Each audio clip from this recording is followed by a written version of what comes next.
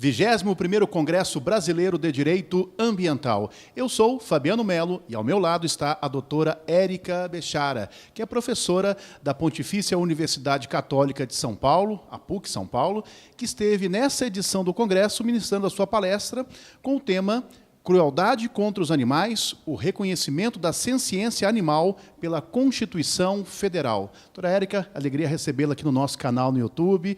Então eu gostaria, assim, num primeiro momento, que a senhora pudesse falar um pouquinho da sua palestra nessa edição do Congresso Brasileiro. Sim. Boa tarde, Fabiano. Boa tarde a todos. Eu participei de uma mesa que foi muito intensa, né? O debate foi apaixonante, porque nós estávamos lá falando sobre direitos dos animais e da proibição de crueldade contra os animais. Eu abordei especificamente o reconhecimento da senciência animal pela Constituição Federal. O que é a senciência? É a capacidade de um ser vivo sentir dor, prazer, felicidade, medo, angústia. E a ciência já demonstrou que os animais são seres sencientes, eles têm esse conjunto de sentidos, e a Constituição Federal, quando, no seu artigo 225, parágrafo 1º, inciso 7º, proíbe que se submeta os animais à crueldade, ela implicitamente está reconhecendo que os animais são seres sencientes. Porque se ela quer privá-los de maus tratos, é porque ela quer proteger a sua incolumidade física e também psíquica. Então, hoje nós temos a discussão da vaquejada, né? O Supremo Tribunal Federal já apreciou no que se refere às rinhas, às brigas de galo, também com relação à farra do boi, temos decisões nesse sentido, e agora o tema do momento é a questão da vaquejada, quer dizer, como enfrentar uma prática cultural versus a proteção, né, aos animais, em face de uma prática que alguns alegam que impinge sofrimento e, como tal, estaria afrontando o dispositivo constitucional que a senhora relacionou. Quando nós tratamos de crueldade contra os animais, que eu entendo que é um conceito jurídico indeterminado, porque a Constituição não diz exatamente o que é a crueldade, mas nós temos um grande desafio de enfrentar esse embate com outros direitos que também são direitos garantidos pela Constituição Federal ou até por outras leis, como o direito às manifestações culturais, o direito às religiões, porque também tem conflito nessa área, lazer, entretenimento. Então, a gente tem que buscar um cotejo desses direitos e princípios para ver se eles conseguem se harmonizar. Então, eu não desmereço o caráter cultural da vaquejada, nem mesmo a sua importância econômica. No entanto, eu também não posso desmerecer e ignorar que essa é uma manifestação cultural que agride os animais. Quando você vê vídeos e quando você tem leitura especializada, você faz uma leitura especializada, você verifica que, realmente, tanto o cavalo, que leva o peão, como o boi, que tem a sua cauda tracionada e ele é tombado com as 4 patas para cima, você nota que aquela prática é uma prática que gera um tipo de tortura para o animal. A perseguição, a pegada do animal, o tombamento do animal, isso é torturante para ele. Então, as manifestações culturais que têm, sim, o agasalho constitucional, não devem ser, no meu entendimento, não devem ser praticadas quando elas envolvem violência contra o animal. Nós temos que evoluir. O que é cultural vai ser lembrado dessa forma e, se não envolver esse tipo de violência, vai continuar sendo praticado. Agora, manter uma prática de entretenimento, cultura e lazer em detrimento de um ser senciente, como é o animal, me parece inconcebível.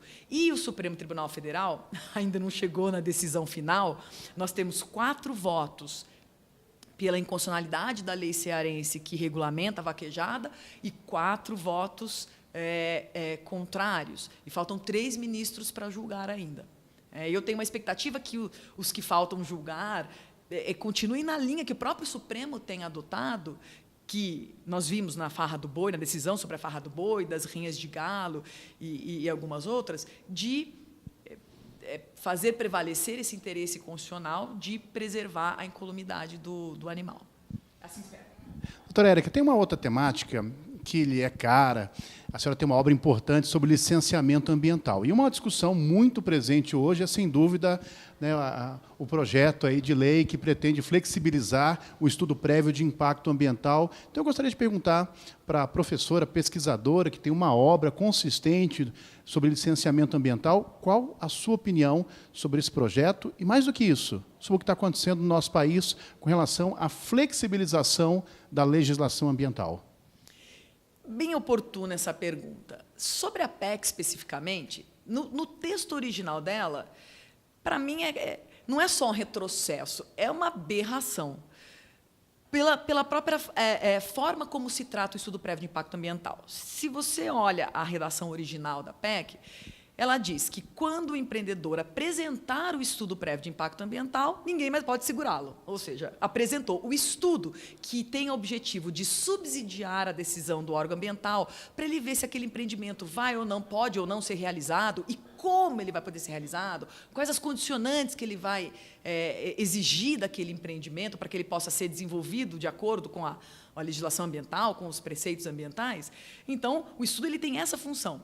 A partir do momento que uma emenda constitucional busca fazer com que o estudo substitua a própria avaliação do órgão ambiental e substitua a própria licença, e a redação original é isso que diz, então ele simplesmente está dizendo, olha, cadê o licenciamento? Não preciso mais. Faça um estudo, independente do resultado do estudo, o empreendedor, protocolando ele no órgão ambiental, pode seguir adiante com a sua obra. Isso assim.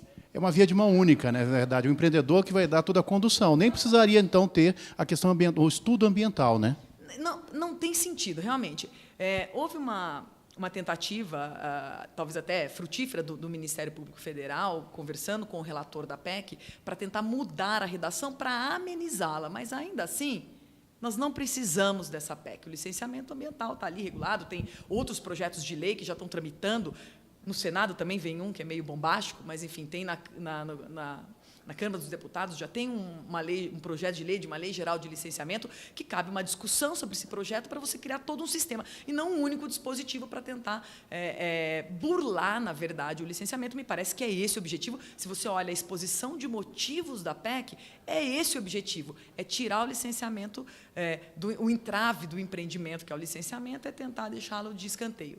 E aí, emendando com a sua última pergunta, sobre o retrocesso que nós estamos observando na legislação ambiental, isso é algo que já vem de muito tempo. Eu sempre fui uma entusiasta da legislação ambiental brasileira, sabendo que a nossa legislação é uma legislação avançada, que muitos países olham para a legislação e falam, nossa, o Brasil manda bem na área ambiental.